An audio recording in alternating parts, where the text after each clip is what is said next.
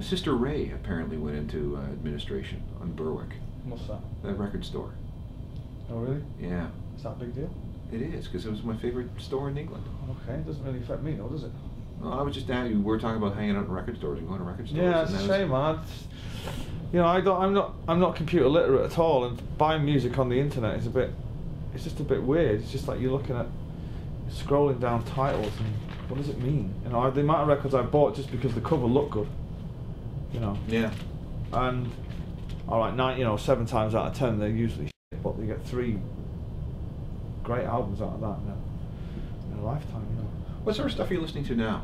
When you want to just kick back and find some inspiration or just to relax? I actually, when I'm at home, I don't listen to a great deal of music, I've got to say. People find that astonishing. I never seem to find the time to sit down and put on an album and listen to it. So I've got kids and all that, and I just fucking running around the house crazy. So I listen to most of my music when I'm on tour, and that little shuffle button on the iPod is what I listen to. So whatever comes on, I'm easy with. I don't really, unless of course there's a new album out that somebody's given me and I'm going to listen to it. Has there been something recently that you went, wow, this is really good? Something new or something new to you? I like MGMT. They've got something, I think. Saw them play yesterday. I'm going to see them in New York next week. And the 2 young, small guys, very shy, and they got up on stage and they had a hell of a set. Yeah. It was very good. I've seen them on the TV in England playing at festivals, and they look quite, you know, they can do it. You know, I'm looking forward to seeing them. So there's them, and I mean, there's obviously something obvious that I'm missing, but I can't think of what it is. Okay. Vinyl, CD, or MP3? I know what the answer is. It's all the same to me. It is? I'm not one of those people that sit and argue about vinyl and CD. I mean, it all sounds the same. I don't get into the science of music or the science of sound. Somebody puts on a record on a record player and then puts on a CD and tells me it sounds different. I mean, they're a madman. I just like it just sounds the same. So let's go back to you in Manchester. What was that first record that you had? The first record that I bought? Yeah, Never Mind the Bollocks by the Sex Pistols. Was it really? Mm. I was 10. I was 10 when that came out, so I didn't buy it at the time. But all the older guys on my council estate were kind of punks, and that was the first record that I had. I know it's achingly cool, but what can Still I say? sounds great. It's it's possibly the greatest album of all time, I think.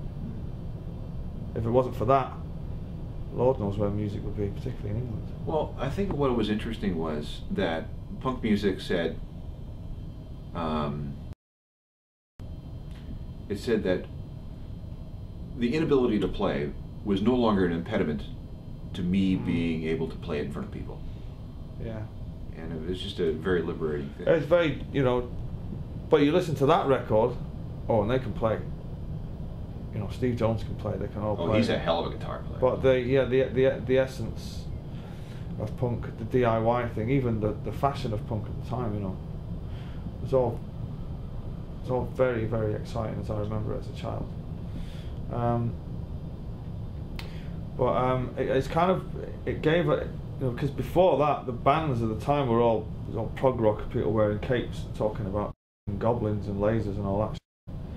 And it kind of took music back to the streets, you know, where it was in the 50s, I guess. And don't know where any of us would be without that. On a completely different note, do you drive? No, never had a license. No, don't drive. I've got 4 cars. Because I would love to Can't swim. I've got 2 swimming pools. Do you ever see the BBC show Top Gear? Oh, I love it. Yeah, I love it. I would love to see you on Top Gear. Yeah, well, I was actually out at an award ceremony about a couple of months ago now. I got some award for being brilliant or something. And they asked me, you know, to come and drive the car on the track. And but I can't drive. But that would be all the more reason to do it. I love Top Gear. I don't know. I'm not quite sure why, because I've no desire for cars. I don't kind of look at cars in the street and go, whoa, you know, I can't drive one. I think they're a major pain in the arse, to be honest. You know, but I do like other people enjoying the car, you know. My wife watches it. We get here Sunday mornings. And my wife insists on watching it, not because she likes cars, but she likes Jeremy Clarkson. She likes Jeremy Clarkson. Actually, she likes Hamster most. Yeah, yeah. No, it's a great program, all right. Consider it. Yeah. Please, for me. I can't drive. What would I do? Doesn't matter. You're on a closed track. What?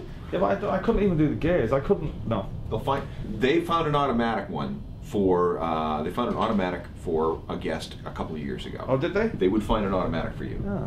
So you wouldn't have to worry about switching. Okay. And you get the Stig. Stig will take you around the track a couple of times. It'll be fine. I'd like to be the slowest. That'd be something else, I think. Who was the slowest? I think it's like Harry Enfield or Jimmy Carr. Or it was Jimmy like Carr. Jimmy Carr got lost. Yeah. And he did it in 2 minutes and 8 seconds. Yeah, I reckon I could be slower than that.